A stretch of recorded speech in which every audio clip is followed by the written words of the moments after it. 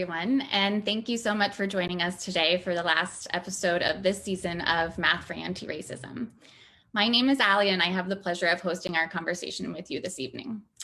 Before T2T Global launched the Math for Antiracism program, our team decided to end each season with a reflection episode focused on how these different conversations are translating into real action on the ground, and ultimately real change in classrooms and communities. If it's all just talk on Facebook, who cares, am I right? T2T Global math education programs emphasize the importance of making student thinking visible. Another person might describe this same idea as making student thinking more transparent. To me, what makes these reflection conversations so special is that they truly make our thinking as an organization visible and transparent to all of our stakeholders.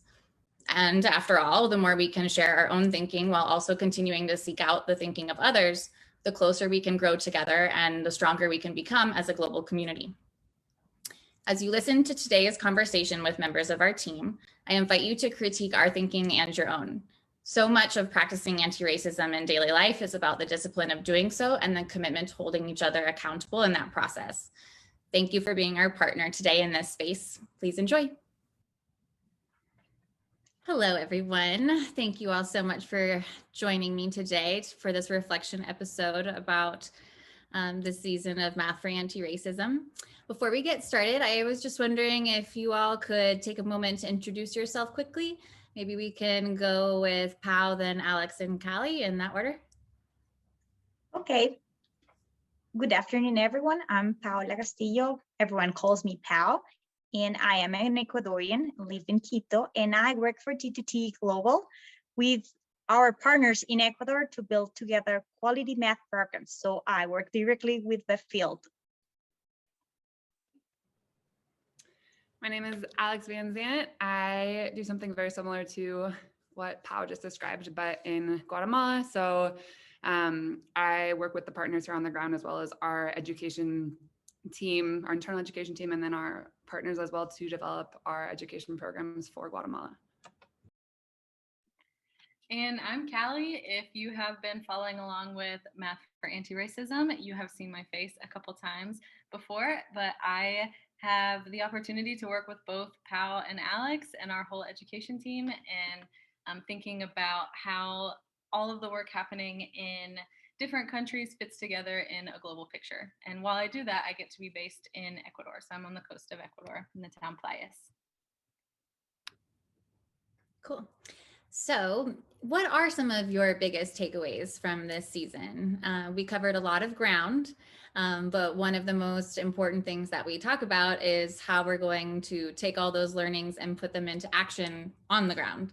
And so just going to open it up to you all and then get your thoughts, since you're the ones that are really doing the work. Okay, I can start.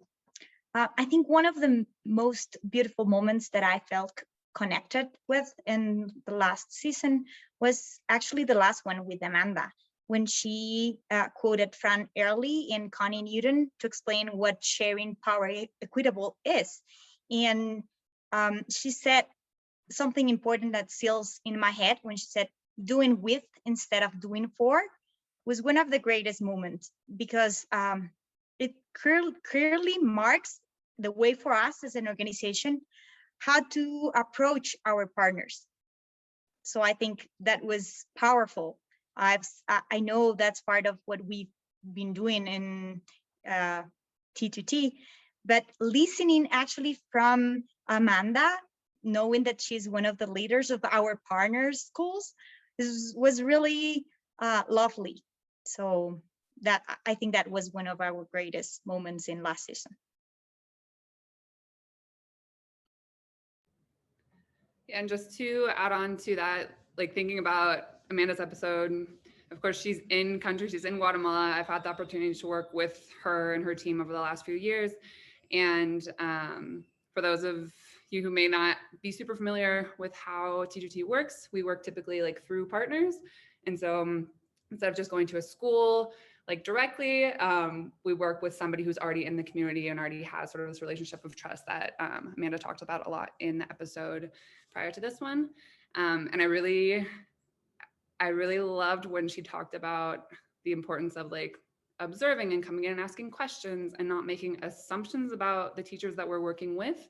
Because a lot of the time, if we come in with this mindset or this vision of what we think education looks like or what we can bring to the table and how teachers should be teaching, we miss out on all these other things that are already sort of happening that we can really use as we're looking at where is the math around us and how do we use that in supporting the teachers to teach math and make sure that their students are learning, but like using their context and their experiences as a tool for that. So I feel like that piece of just like not assuming that they're at any certain level as we would determine it based on like my experience in education or Pao's experience in education or Callie or Ali's, but really just like being observers, learning from them, and then seeing how those things might fit together with the programs that we're developing for them, right? And that makes me think about, so both of you have been in the process of designing programs through the COVID pandemic along with partners. And as we're moving forward this year, I know you're really thinking about how can we build from that foundation and continue to improve. And so I'm wondering if what you've just shared, if you have any ideas for, you know, the programs that you're working on this year, how you might do that, how you might make sure that you're designing with, and then how you're incorporating some of that. Like, tell us more about what you're thinking. Yeah, I think when I was introducing myself before, I said I work with the partners, and that's exactly what we are doing.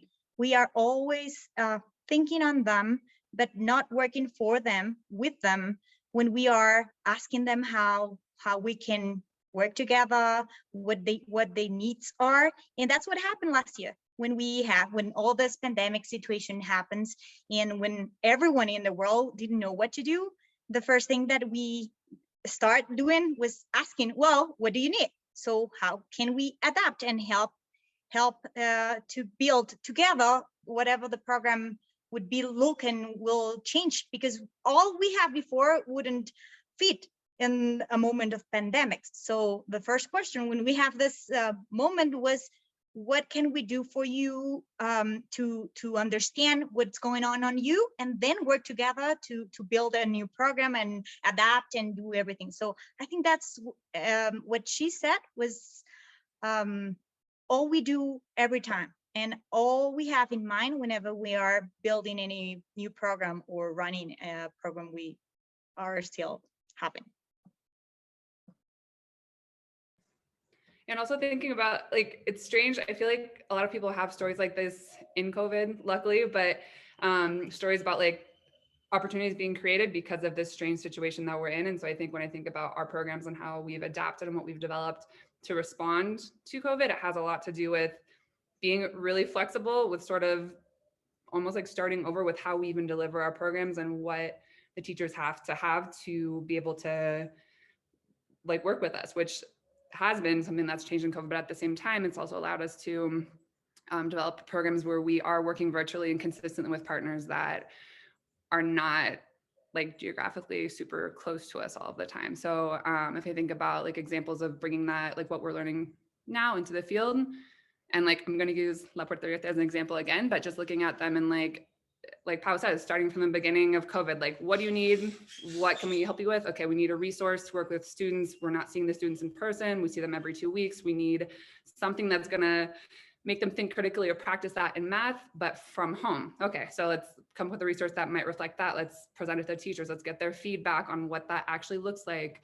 And then that process, then developing into, virtual sessions with the teachers where we're looking at now they've progressed into seeing the students sometimes, right? So like, what might that look like if you're seeing your students now for 2 hours a day? And like, how can we provide sessions that are going to allow you to think about the pedagogy that you're using in your classroom and plan to try that out in your classroom, and then come back and talk to us about how it went and reflect on it. And so those are like the kinds of things that we're doing right now that I feel like also tie back into what we've heard about on this season, right? Which is how you're using what the teachers have or the partners have already to try to really take advantage of this moment and this opportunity the best that we can to keep math education going. So thinking about like real things that are happening now, that's what we're doing. And it's not ideal. We're not in the classrooms all the time, but we get to see the teachers and interact with them and hear about how things are going, and being this constant process of reevaluating how to be most effective in our program so that the teachers can be the most effective with their students. Yeah, I now remember something that Donnell Cannon said about the deep understanding of a student's identity, and how can we know their identities if we don't listen first? So how can we build programs without listening what their needs are and what their history is? So that makes me think how normally organizations coming from outside, because T2T from, well, I'm Ecuadorian and work in Ecuador, but normally since T2T is a global organization, then usually comes organizations from outside to, for example, in my country, and say what we should do, or we are the experts, we have the information, we have the investigations. But what it's really important is knowing deeply how they are. What Donnell also said was valuing, respecting, and honoring. That I think is one of the most important takeaway from this season, because that's what we should do and what we should continue doing before anything, before building any program, before just listening. And after we have listening, then start building together. Because what Amanda said before was what happens if we are not working with, happens that it won't be a sustainable program. So demands a lot from us. So we want that to be something that will last a lot. And that also takes patience.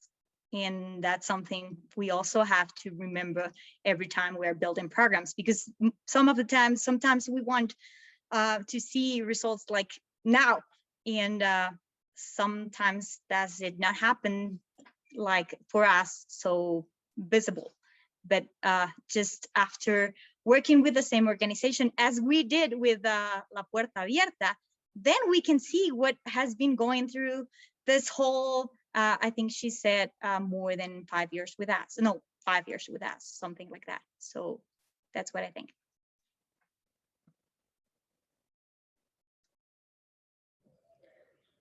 And I think also, to go with what Pao was saying, it's like thinking about like the curriculum project that was mentioned with La Puerta Abierta was one where it's like, yes, we could just develop a math curriculum and hand it to you and say you should learn this, but that's already been done a lot of times by national government, by other organizations, by textbooks, right?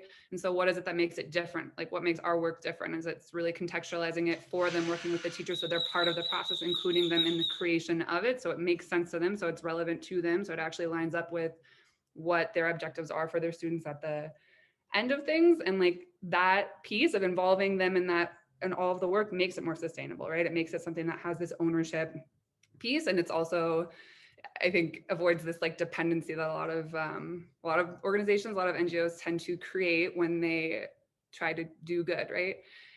Which can be really tricky to manage, but I think we're very intentional about how we go about that process, and those are like, that's an example I would think of with that. And then also, I think now in COVID, without being able to have the international trips, like Pao mentioned, it's really forced us to have to find more talent in Guatemala. And I think probably the same in Ecuador. And it's there's so much, there's so many people who can bring so much to the table that are from this context, that understand so much more about how education works in Guatemala. And so how can we sort of combine all of our strengths to move forward these programs that include much more of the perspectives and the learnings and the knowledge of people that are here in universities or working in different schools, right? And not always have it be like someone that's coming in from the outside and has to learn the context, or has to like think about what are they saying in Spanish and all these other things that sometimes make it challenging to really make effective programs. So I think even there too, it's like we've really been forced to figure out some of these things that are actually making our programs a lot stronger, and I think will probably be what we lean towards more in the long run ultimately. So also thinking about how that looks in the field and in reality for us. Yeah, what I hear you saying sounds a lot like leading from, well, both of you leading from an assets mindset and really being intentional about what strengths exist, what's going well, what, are these partners being really successful with, what is it that they want for their students, for their teachers, for their community, and really starting with what's present and celebrating that, and using that as a place to build from. It's also about recognizing that they are the experts in the room, because they are the ones that know better the students. I don't. I've been working as a teacher, and maybe in my class I can say that, but I'm not with them every day. So I can help with whatever I have studied and whatever we can connect with other experts, but recognizing that they are also the expert on the room is really important. Yeah, I love that. That makes me think too a lot about like this idea of designing together, and something that Donnell Cannon talked a lot about, how they use their students' voice in so many ways. They talk about like radical inclusion, and he said, you're doing this work when you're loving and valuing the person that you're sitting in power with. And so that also goes back to the conversation, with Amanda about sharing power equitably. And so in that way, he was talking so much about how they really share power with their students and see their students as the experts of their own lives. And so they're the ones who best know what quality education should look like and how it should feel. And they're constantly giving feedback. And then the teacher's job, he said, is then to backwards plan out of that, out of what the students say, and think about, how do I use my curriculum in service of my students' interests, their bold ambitions, their identities. And you can't do that without really taking the time to listen. So that's cool. And I think it connects a lot too with the conversation with Dr. Brown and the intersection of anti-racism and math and social justice, and how that all comes together. Yeah, I was thinking, we've been talking for a while about education, but where math fits here, and that's a missing piece, because we are an organization that are really interested in high quality math education. So how math will be how math will fit here, and that's exactly what Kendall Brown said when we asked him the intersection between math, social justice, and anti-racism.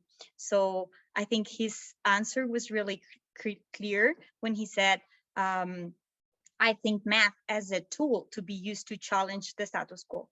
So I think it's really important, because he thinks as math as this really important element that will let us reach this social justice world. So I think it's really important. And the way he thought in two different ways, that math will help us children to explore the world, and to explore the world while they can see whatever they cannot see from their class, because with math we can understand what's going on in the world.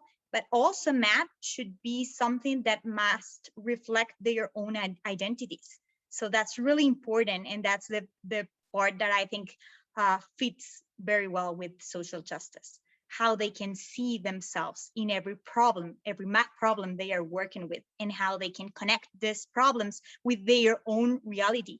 That's the way they can actually feel math is useful. So I think that's the part that was missing in our conversation.